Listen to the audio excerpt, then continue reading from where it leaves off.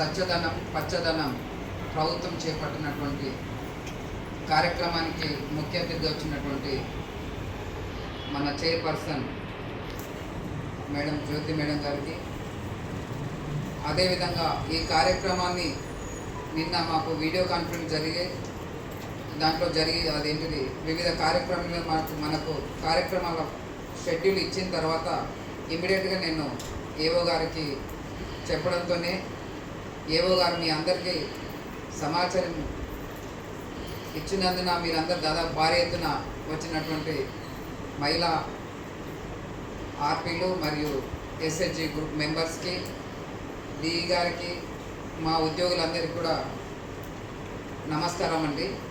ప్రభుత్వము ప్రతిష్టాత్మకంగా ఈ స్వచ్ఛధనము పచ్చదన కార్యక్రమాన్ని ఏర్పాటు చేయడం జరుగుతుంది.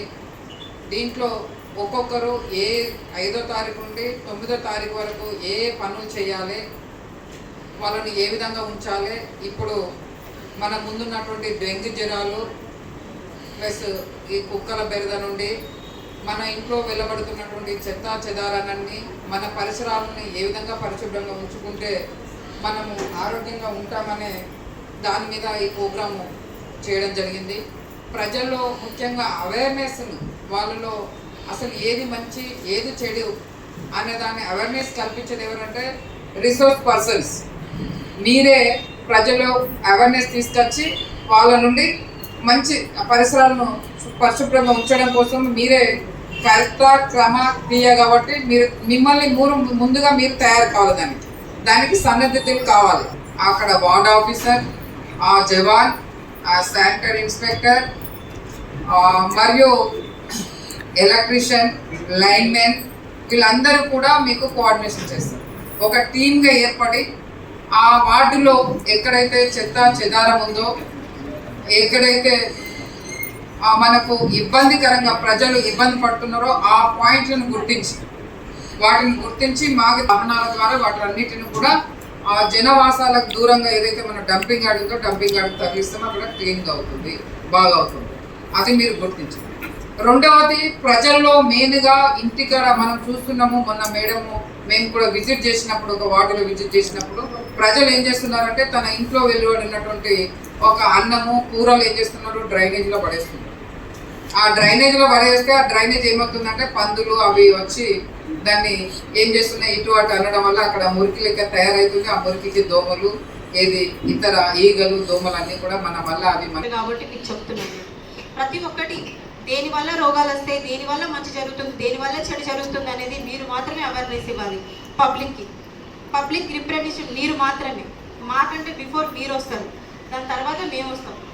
సో మీరు ప్రతి ఒక్కరు ఇంటింటికి వెళ్ళి ప్రతి ఒక్కరికి అవగాహన కల్పించి తడి చెత్త పొడి చెత్త దేనివల్ల సీజనల్ వ్యాధులు రావు ఇవన్నీ మీరు చెప్పాలి అందరూ. అండ్ అట్లాగే మనం ఈ జగిత్యాలకి ఒక గ్రీన్ సిటీగా మనం పేరు తీసుకురావాలి. 2 లక్షల మొక్కల నుంచి 1,00,000 ఎట్లా పంచడమే ఉంది, 1,00,000 మొక్కలు మాత్రం మనం నాటడం ఉంది. ఈ రెయిన్ అనేది ఇప్పుడు మనం ఈ వాటర్ అనేది హార్వెస్టింగ్ చేస్తే, అంటే ఇంకుడు గుంతలు కట్టేసి మనం నీళ్లు నిల్పుంచుకుంటే తర్వాత మన భూమిలోకి ఇంకి మళ్ళీ మనకు అవే వాటర్ తిరిగి వస్తాయి. కాబట్టి ఇది కూడా మీరు ప్రతి ఒక్కరికి అవేర్నెస్ కలిగించండి. దాంతోపాటు ఇప్పుడే మనం నీళ్లు కొనుక్కొని తాగుతున్నాం. 2024 ఈ జనరేషన్లో మనం నీళ్లు కొనుక్కొని తాగుతున్నాం. మీరు ఒక్కసారి ఊహించుకోండి, నెక్స్ట్ వచ్చే 20 to 25 ఇయర్స్లో మనకు నీళ్ళు ఉంటాయా? 100% ఉండవు. అప్పుడు నీళ్ళే కాదు, గాలి కూడా కొనుక్కోవాల్సిన పరిస్థితి వస్తుంది. మొన్న కల్కి మూవీ రిలీజ్ అయింది, మీరు అందరు చూసే ఉంటారు నాకు తెలిసి. దాంట్లో గాలి కూడా కొనుక్కుంటారు. సో మనం కూడా రానున్న ఫ్యూచర్లో, అంటే మన మట్టికి బాగానే ఉంది, మన పిల్లలు కూడా ఓకే, దెన్ ఇంకొక 10-20 ఇయర్స్ వాళ్ళ పిల్లలు, అంటే మీ మన్మలు, వాళ్ళ పిల్లలు, మన్మలు మన్మరాళ్ళు, మా పిల్లలు, మా మన్మలు మన్మరాళ్ళు. సో డెఫినెట్గా వాళ్ళు ఖచ్చితంగా ఆక్సిజన్ కానీ వాటర్ కానీ కొనుక్కోవాల్సిందే. అందుకనే మనం ఈ హార్వెస్టింగ్ చేస్తే నెక్స్ట్ జనరేషన్ బాగుంటుంది. ప్లాంటేషన్ చేస్తే నెక్స్ట్ ఆక్సిజన్ కొనుక్కునే అవసరం లేదు. చాలామంది ఇంట్లోకి అడ్డం వస్తున్నాయని చెప్పేసి నిన్న నేను వెళ్తే ఒక వార్డులో చెట్లు కొట్టేయించారు, ఇంటి ముందడున్న చెట్లు కొట్టేయించారు మొత్తం. సో నేను ఒక్కటే చెప్తున్నా, ఎంతవరకు ట్రిమ్మింగ్ చేపిద్దాం మనం. నేను వార్డులో మీకు నేను చెప్తున్నాను, మీరు వెళ్ళి మీ వార్డులో ప్రజలకి మీరు చెప్పాలి. జస్ట్ ట్రిమ్మింగ్ చేపిద్దాం, మళ్ళీ అవి యథావిధిగా పెరుగుతాయి కొద్ది రోజుల తర్వాత. కానీ అవే లేకపోతే మనకు గాలి ఎక్కడి నుంచి వస్తుంది? నెక్స్ట్ ఫ్యూచర్ ఆలోచించట్లా ఎవరు. ఇప్పుడు ఆకులు పడుతున్నాయి, ఊడ్చుడు కష్టమవుతుందని చెప్పేసి చెట్లు కొట్టేపిస్తున్నారు. అవి ఎంత కష్టపడి తీసుకొచ్చి పెట్టి అవిటిని అంత పెద్ద చేసాం. ఒక బాబుని కనీ పెంచి పెద్ద చేస్తే ఎంత అవుతుంది అనేది, ఆ చెట్టు కూడా అంతే. సో దాన్ని కొట్టేసినప్పుడు చాలా బాధపడ్డాను. కానీ ప్రజలకు ఇబ్బంది అవుతుందంటే మేము ఏం చేయలేం కాబట్టి సో కొట్టేసినాం, అయిపోయింది. కానీ మీరు కూడా అవేర్నెస్ ఇవ్వండి, చెట్లు కొట్టేయద్దు, ఫ్యూచర్ ఇట్లా ఉంటుంది అని చెప్పేసి. ఏమవుతుంది దీనివల్ల, మనకి ఏం లాస్ అవుతుంది కొట్టేయడం వల్ల అనేది మీరు కూడా అందరికీ చెప్పాలి. దాంతోపాటు మీకైతే ఎవ్రీథింగ్ తెలుసు, నాకంటే ఎక్కువ మీకే తెలుసు కాబట్టి నేను మొన్న వచ్చిన మీరైతే 15 ఇయర్స్ నుంచి ఇక్కడే ఉంటున్నారు కాబట్టి మీకు అందరికీ అవగాహన ఉంటుంది. పబ్లిక్ అవేర్నెస్ ఎట్లా ఇవ్వాలో మీకు మాత్రమే తెలిసి ఉంటుంది కాబట్టి ప్రతి ఒక్కరికి చెప్పేది ఏంటిది అని అంటే, లాస్ట్ టైం ఫైనల్గా ప్రతి ఇంటికి వెళ్ళి ప్రతి ఒక్క విషయం మీద అవగాహన కల్పించండి. అవేర్నెస్ చాలా ఇంపార్టెంట్.